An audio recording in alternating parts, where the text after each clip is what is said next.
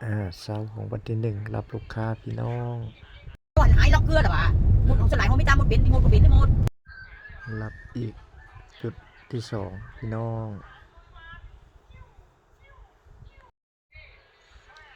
ครบหมดทุกผู้ทุกคนแล้วเนาะ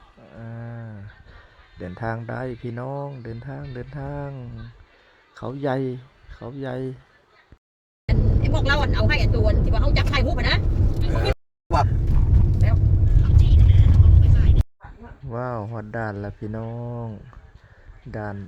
สะพาน3คำมวนนครพนมพี่น้องทำการเต็มเอกสารเข้าไทยมันเป็นของไห้นะสากลเลยตัวนี้มันมาโค้งมันไห้ได้อยู่แต่แบบธรรมดามันง่ายกันนั่นเลยตั้งความเอาวางได้10 ปีตะกูกับอีกอย่างนึงก่อนลงไปทำเอกสารเข้าไทยเนาะเพื่อเดินทางไปเขาใหญ่นครศรีธรรมราชโคราชเด้อพี่น้องเที่ยวเขาใหญ่3 มื้อ 2 คืนตอนนี้กำลังทำเอกสารเข้าด่านฝั่งไทยเนาะลูกค้าทั้งหมด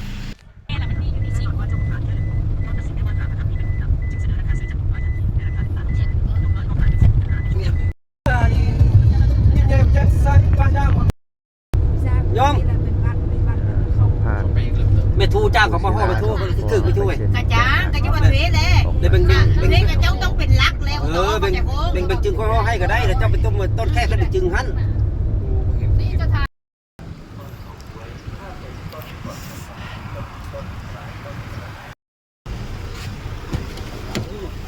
เอาเนี่ยไก่ย่างสบายดีแวะกินข้าวก่อนเด้อพี่น้องไปกินข้าว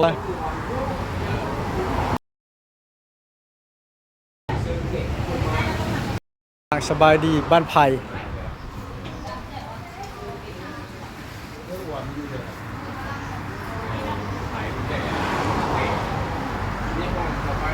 นี่กูก็ตังค์ที่ไหมกูก็ตังค์ที่ไม่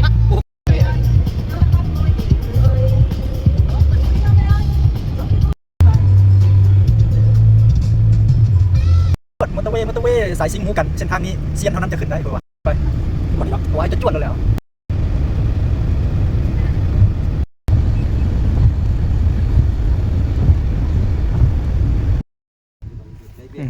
โอ้ได้แว่นกันล่อรถแล้วคือกังหันลมเนาะหันลมเขาเลยเที่ยงเนาะ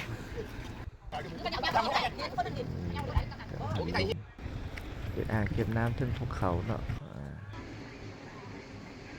อ่างพักน้ำเนาะแล้วก็พลังไฟกังหันลมเนาะอยากไปพี่น้องหยุดแรกในการเดินทางเลยมือทมิดลูกค้าโชคดีทางนี้เนาะ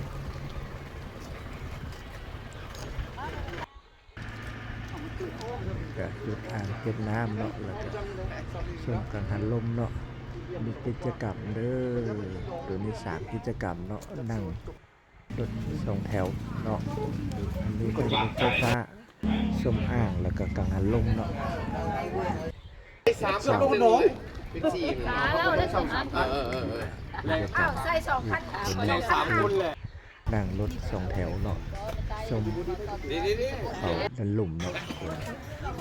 ดีใน30 บาทมันไปด้วยกันได้เลยเหรอแชร์กันได้ครับแชร์กันได้คนละ30 บาท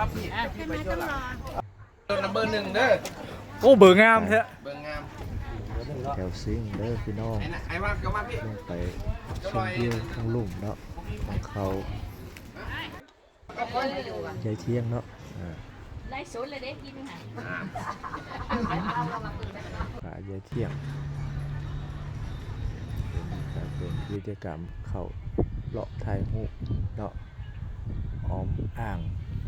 เก็บน้ำเนาะมีกังหันลมจุดนี้ก็สวยงามหลายมีปั่นรถทีบคู่เด้อพี่น้องเสารถทีบปั่นก็ได้ตัวนี้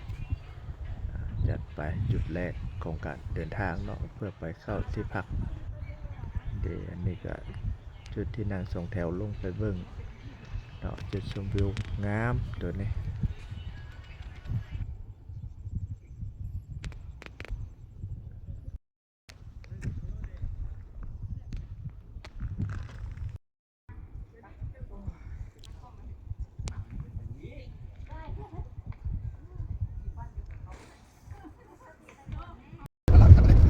สียโอ้โห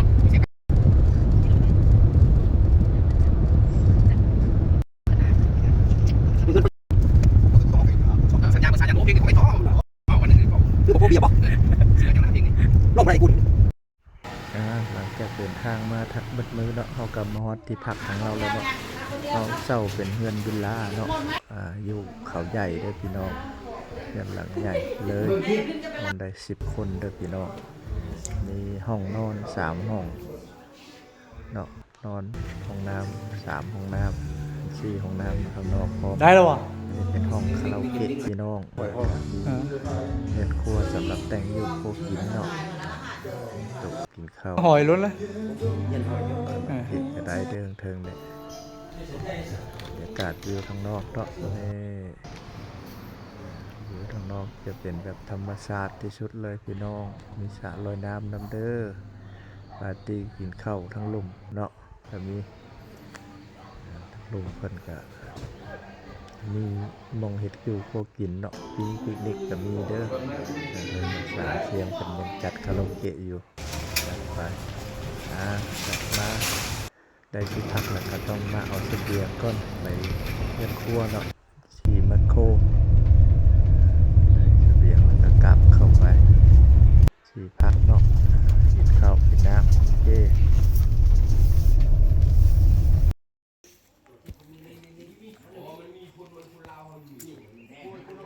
เช้ามามือ เอาผมมีไฟโดดซะวะเนี่ย โอ้ยเขาโดดจังแต่ช้ำ ปอโดดได้ยังดิ เที่ยวในเขาใหญ่เลยพี่น้องจัดเต็มมื้อนี้จัดเต็มโอ้เดี๋ยวสาวหาเลาะถ่ายรูปเฮือนวิลล่าเด้อเพิ่นพักเช้าอยู่นี่เด้อ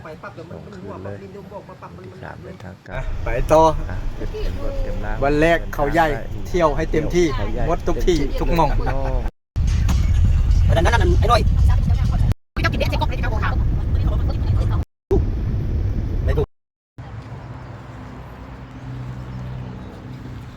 จุดแรกเข้ามาเที่ยวนี่เนาะก็คือภูปะเขาใหญ่เนาะ ออกให้เขาถ่ายก่อน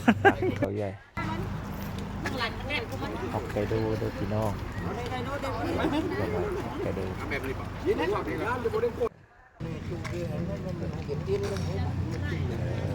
ปีแล้วมีคูปองด้วยพี่น้อง คาเฟ่นี่บ่อนใดก็ได้หมดบ่50 บาทเนาะกาแฟดิกาแฟบอกต่อ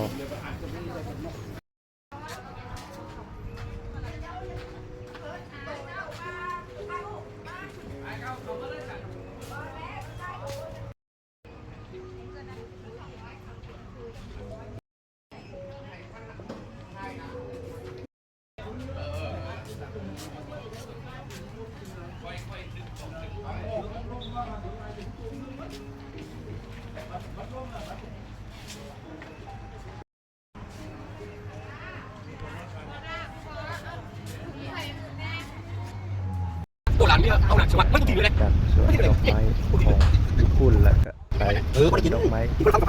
ไทยเด้อพี่น้อง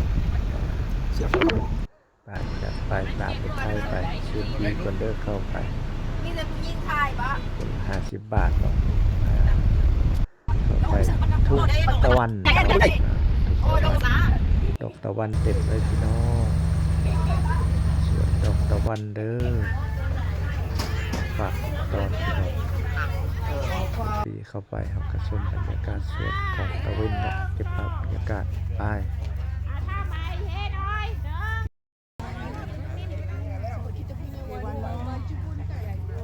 baju biru jadi macam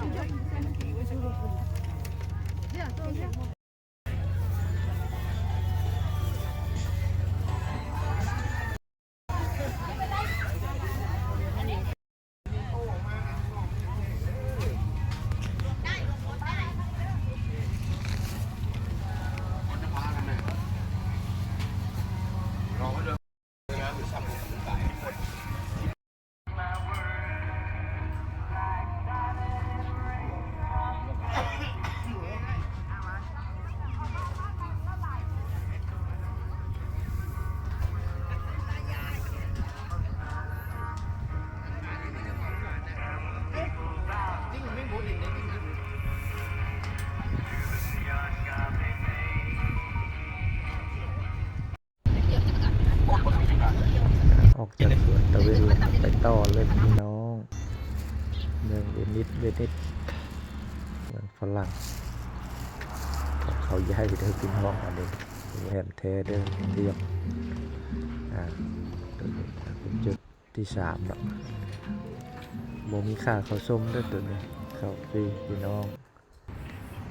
บรรยากาศคือเดี๋ยวกับฝรั่งเศสเชิญชมบรรยากาศกันได้เลยหรือว่า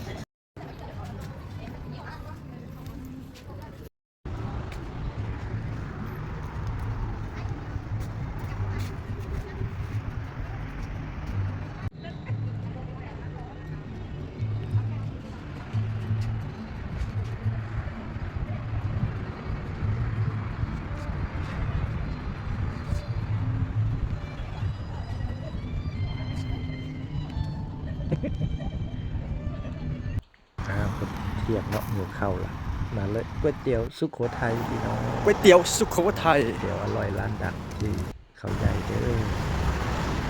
เขาแล้วอันนี้ทางเป็น เขาอยู่คนใส่สายอ่ะโบ้เขาอยู่ไหนใช่ สองคนวัดใหญ่เนาะหลวงปู่ทวดเนาะหลวงปู่ทวดเนาะ หลวงปู่ทวด เป็นน้ำจืดเนาะ เขาใหญ่ ปู่ดังเด้อพี่น้องตัวนี้หลวงปู่ทวด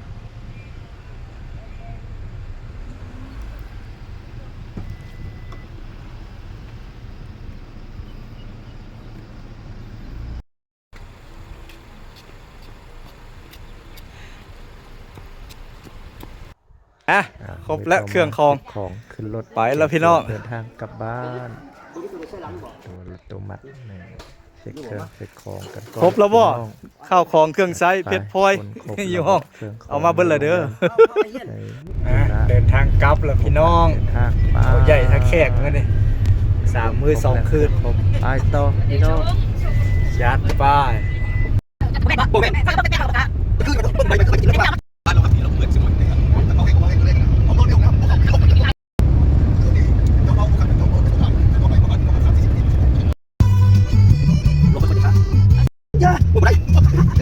การเดินทางกลับเอากระเวเพิ่มขึ้นมาเวธาตุ อยู่ไทยเหรอ เนาะวิดีโอกับพระภูจำประชักอะไรแบบนี้แต่ว่าเขาก็เวถ่ายหมดลินอย่างโพสอะไรก็ได้ต่อไปเขาก็เดินทางเนาะไปยิงเข้าอยู่สารคามเนาะเขาเที่ยงอยู่นี่จะไปหาอาหารสารคามวิวงามงาม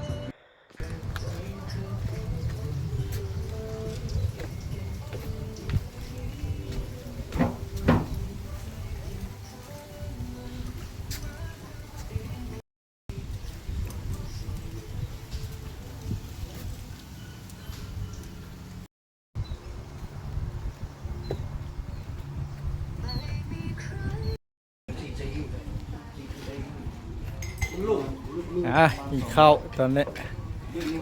อยู่สารคาม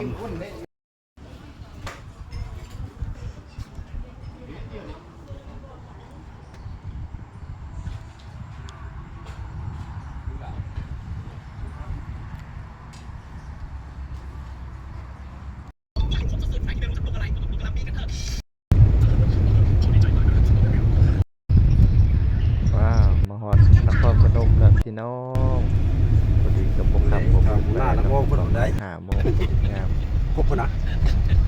kéo người không kịp bằng con mau đó kéo số xin con mau ผ่าน kéo xa về เส้น kéo ทาง xa ของนครพน คือ ม จะบอก ก่อน เลย พี่น้อง kéo số mau ใจกลางลานพญา bồn to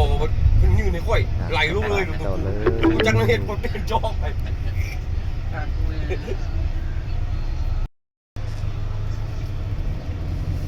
không làm đây khi con lươm đắt đấy rồi đêm vậy lươm thua đến 10.000 nó với nóมื้อหน้าเอาไปซื้อบนอื่นก็เต็มเลยแบบนี้นะ หอดด่านแล้วครบแล้วบ่ทางเฮายังอีกจะคนกลับบ้านกลับบ้าน บ้านเขาไปใช้รูปใช้ห้วยบ้านเขาเนาะ กลับบ้าน เสีย กลับบ้าน ค่าอันค่าขามขวนนี่นะ เสียเข้า เสียอยู่ใน ตัวเรื่องผมมีจำเซอร์อยู่เจ้าไปใส่ไปเอาพาสปอร์ตไป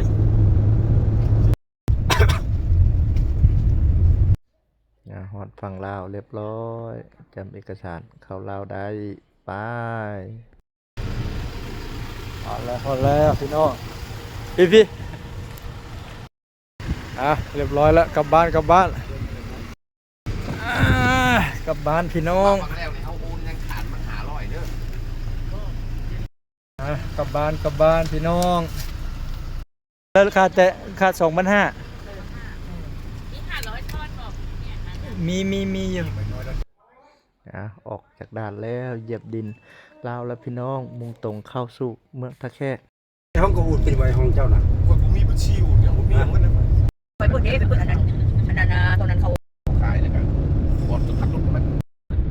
เอาไปคิวให้เราซื้อใหม่จะพาเขาไปยันปุ๊บจะมีตัวเดียวจะสแกนเขาเครื่องได้แต่ไม่ได้จำเลย สลาก สลากไปเอาเงินกระดิ่งดูเราไปเงิน10 ปีจะได้เงิน เนี่ย พอแล้ว เ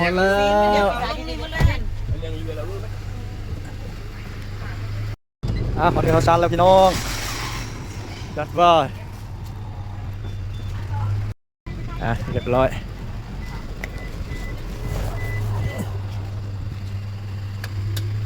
กลับบ้าน มันมีตรงเครื่องกับตรงเครื่อง ไอ้ เทีย เหี้ บ ย500ยังจะไปลงไป เครื่องของก่อนขอบใจไรมากขอบใจแล้วโดยอยู่ดีไม่แห้งพอแล้วส่งกัน ปลอดภัยงั้นเขาชันแล้วขอบใจร้ายเขา ไอ้เหี้ยนี่แกคงจะแบบ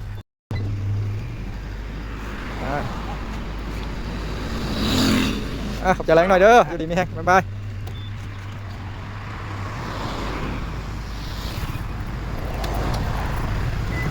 ไป